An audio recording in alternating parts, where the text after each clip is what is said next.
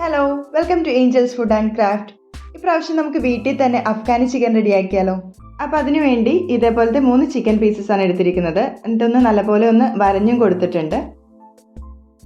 ഈ chicken pieces നല്ലപോലെ ഒന്ന് മാരിനേറ്റ് ചെയ്ത് വെക്കണം. അതിനുവേണ്ടി ഒരു നാരങ്ങയുടെ പകുതി നീര് ചേർത്ത് കൊടുക്കാം. അതോടൊപ്പം തന്നെ 1 ടീസ്പൂൺ കുരുമുളക് പൊടി, അതോടൊപ്പം തന്നെ ആവശ്യത്തിന് ഉപ്പ് കൂടി നമുക്ക് ഇതിലേക്ക് ചേർത്ത് നല്ലപോലെ ഇതൊന്ന് മിക്സ് ചെയ്ത് വെക്കാം. ഒരു 10 മിനിറ്റ് ആദ്യം ഒന്ന് മാരിനേറ്റ് ചെയ്യാനായിട്ട് വെക്കാം. ഇനി നമുക്ക് ഇതിൻ്റെ അരപ്പൊന്ന് റെഡിയാക്കി എടുക്കണം. അതിനുവേണ്ടി മിക്സിയുടെ ചെറിയ ജാറിലേക്ക് 1 പിടി മല്ലിയില ചേർത്ത് കൊടുക്കാം. ഇതിലേക്ക് 7 അല്ലി വെളുത്തുള്ളി കൂടി ചേർത്ത് കൊടുക്കുന്നുണ്ട്. അതോടൊപ്പം തന്നെ 1 കഷ്ണം ഇഞ്ചി, 1 സവാളയുടെ പകുതി അരിഞ്ഞതും കൂടി ചേർത്ത് കൊടുക്കാം. ഇതിലേക്ക് എരിവുള്ള 4 പച്ചമുളക് ചേർക്കാം. അതോടൊപ്പം തന്നെ വെള്ളത്തിൽ കുതിർത്ത് വെച്ച 1 പിടി കശുവണ്ടി ചേർത്ത് കൊടുക്കാം. അതോടൊപ്പം തന്നെ ഒരു 1/4 കപ്പ് വെള്ളം ചേർത്ത് നമുക്ക് നല്ലപോലെ ഇതൊന്ന് അരച്ചെടുക്കാം. നമ്മുടെ മിക്സ് ഇവിടെ റെഡി ആയിട്ടുണ്ട്. നമ്മൾ മാരിനേറ്റ് ചെയ്ത് വെച്ച ചിക്കനിലേക്ക് നമ്മുടെ ഈ മിക്സ് ചേർത്ത് കൊടുക്കാം. ഇതിലേക്ക് 2 ടേബിൾ സ്പൂൺ യോഗേർട്ട് ചേർത്ത് കൊടുക്കാം.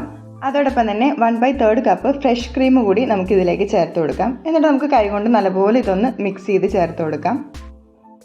ഒന്ന് മിക്സ് ചെയ്ത് ചേർത്തതിന് ശേഷം ഇതിലേക്ക് 1/4 ടീസ്പൂൺ ഗരം മസാല ചേർത്ത് കൊടുക്കാം. അതോടൊപ്പം തന്നെ 1/4 ടീസ്പൂൺ കസ്തൂരി മേത്തിയും ആവശ്യത്തിന് ഉപ്പും ഈ സമയത്ത് നമുക്ക് ചേർത്ത് കൊടുക്കാം. എന്നിട്ട് നമുക്ക് വീണ്ടും നല്ലപോലെ ഇതൊന്ന് മിക്സ് ചെയ്ത് ചേർത്ത് കൊടുക്കാം.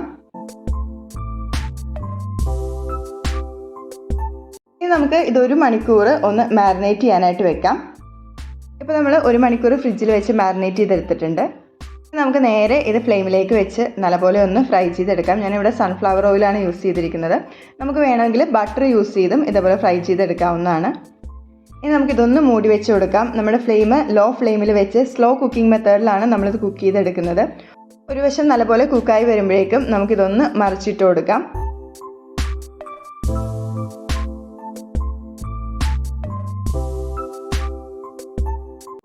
ഇപ്പം നമ്മുടെ ചിക്കൻ പീസസ് ഒക്കെ നല്ലപോലെ കുക്കായി വന്നിട്ടുണ്ട്. ഈ സമയത്ത് നമ്മൾ ചിക്കൻ പുരട്ടി വെച്ച അരപ്പ് ഇതിലേക്ക് ചേർത്ത് കൊടുക്കാം. എന്നിട്ട് നമുക്ക് നല്ലപോലെ ഇതൊന്ന് മിക്സ് ചെയ്ത് ചേർത്ത് കൊടുക്കാം.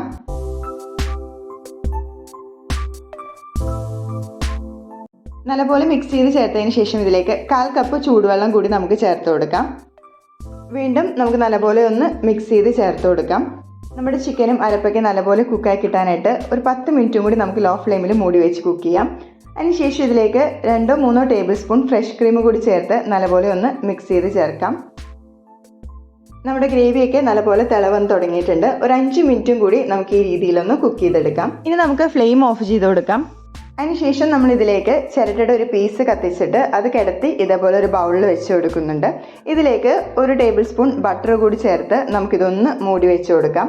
നമ്മൾ റെസ്റ്റോറൻറ്റിൽ നിന്നൊക്കെ മേടിക്കുന്ന അതേ ഒരു ഫ്ലേവർ കിട്ടാൻ വേണ്ടിയാണ് ഇങ്ങനെ ചെയ്യുന്നത്. ഒരു 10 മിനിറ്റ് നമുക്ക് മൂടി വെച്ചിട്ട് ഇതൊന്ന് മാറ്റിയെടുക്കാം.